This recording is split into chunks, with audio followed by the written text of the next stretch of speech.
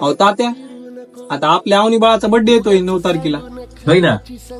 मग काय ठरवलं तू वाढदिवसाचं? अहो मी शहरामध्ये एक हॉल बघितलाय.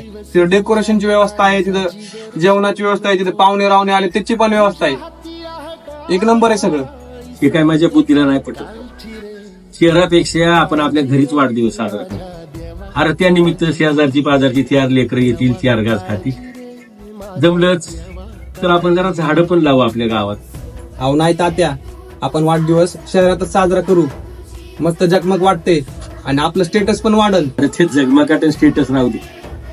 उलट उरलेल्या पैशातून अनाथ आश्रमातल्या मुलांना आपण अन्न वाटप करू. त्यांच्या चेहऱ्यावरचा आनंद बघण्यात एक वेगळीच मजा असते.